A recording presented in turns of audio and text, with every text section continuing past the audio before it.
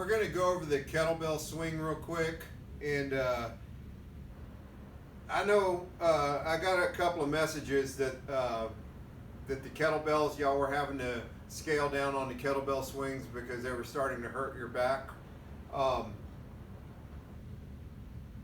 going to address that because the kettlebell, and I'll tell you and I'll tell the whole world, the kettlebell does not hurt your back. I've heard many times that people say that doing kettlebell swings and kettlebell work can hurt your back.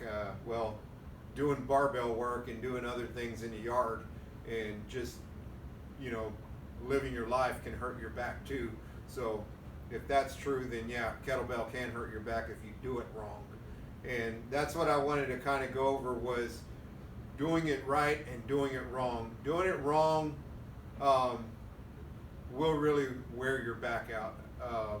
There's just some, the little key notes that I talk about, those little bitty steps that we talk about in class, that we have to pay attention to, because those little things are the important things. And the back, as aging men, the back is something that we need going forward, and we can't afford to hurt our backs.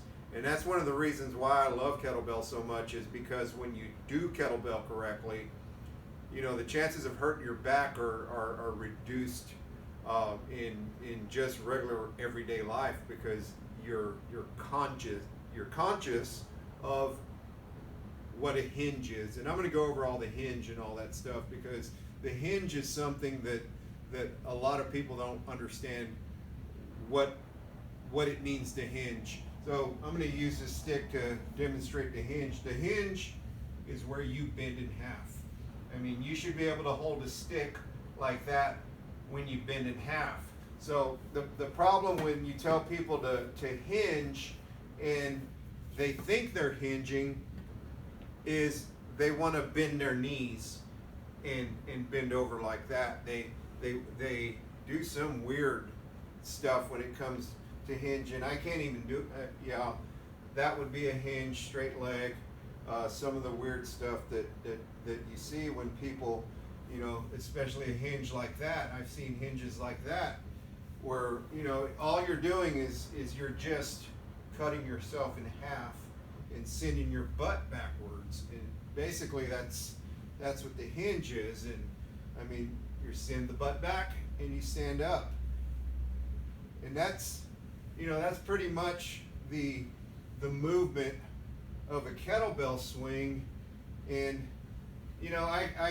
there's a lot of reasons why you hurt your back when you do it, because you're doing this. You're bouncing up and down like that, or you're straightening your knees out and you're staying bent over. And this is just the body movement, the knee and hip movement that I see that hurts your lower back. My lower back is fired up just from doing that little weird movement that I was doing there. That really fired up my lower back. So I get a good idea of what you're talking about when you say it really hurts my back, or it really lights my back up. Because when you do it wrong, it will light your back up.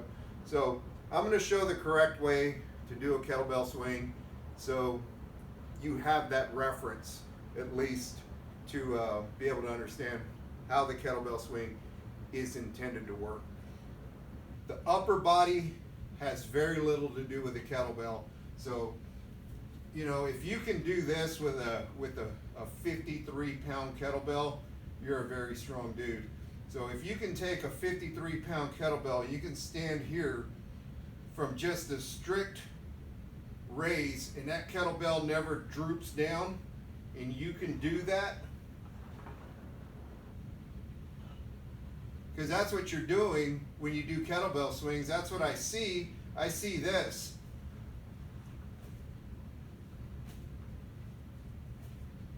So I'm just going over all the wrong ways. So I'm using all upper body here.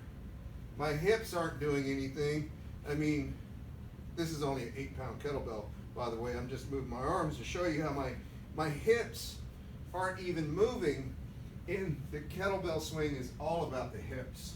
So very little to do with the arms. The arms are basically just straps hanging on the horn of the kettlebell. Just straps holding on. So what is the hinge? Hinge sends your butt back. Basically just sends your butt back. It is, like I said, it's not this. It's not this. It's send your butt back. And that is your hinge position. So you can see it from there. I'm just, like I'm gonna sit in a chair, like there's a chair behind me, and I just wanna sit in that chair. That's all we're doing. So, simple. So, from there, now you gotta find your kettlebell spacing for your swing. So the way I like to do it, I use the 2-foot method, where you put one toe on the kettlebell, one toe behind, foot over, boom. Or you can do it this way. You can put your feet together, out, out, and then feet straight, and that's your kettlebell position.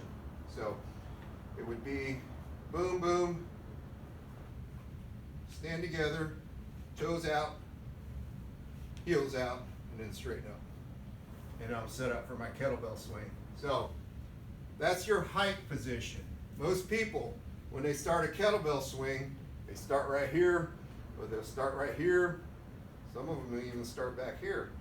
But position is right about where you can reach the kettlebell in your hinge position. So from there, you hike the kettlebell like a football. You hike it.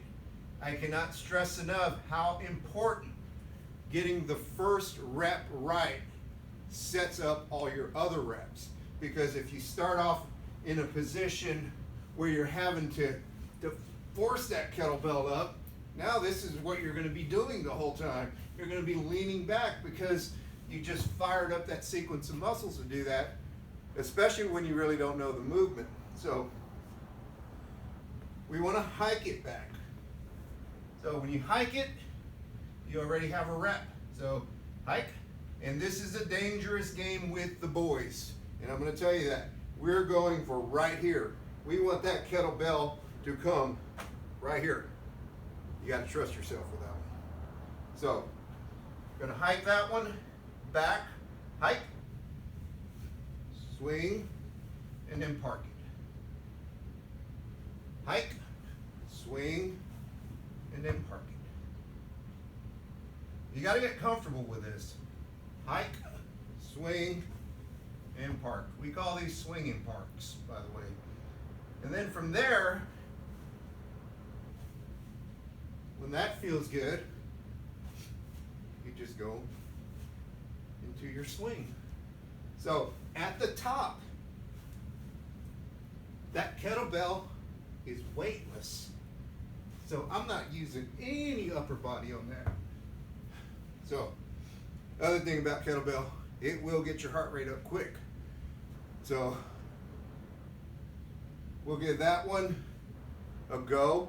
If you have any questions with the kettlebell swing, don't hesitate to reach out. But the hinge and the snap. So, where you hinge, where you hike, and where you snap. It's all, there's a little sequence of timing there. So from the boys, push away and then up. And then you receive. And then you push away and up. And then you push away, and all you're doing is just pushing away with your hips. And that bell will just move freely and easily for you.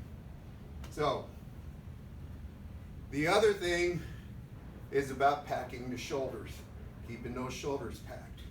You don't want to be reaching for the bell, because if my shoulders aren't engaged and I try to swing this bell, I'm going forward with it. So I have to bring those shoulders back, and I have to fight that centrifugal force of that bell. I have to fight that thing. I got to keep it back. So remember keeping those shoulders back. So the elbows are slightly bent in that position if they need to be. So let's give that a try. And shoulder position is back, and we're just swinging with ease. I'm not going to go over breath on this video because that's enough to go over. There is a breath sequence that I wasn't doing, and I'm having trouble breathing because I wasn't doing it. But we'll go over it, and we'll catch you on the next one. Remember, if you got any questions, don't hesitate to reach out. So we'll see y'all later.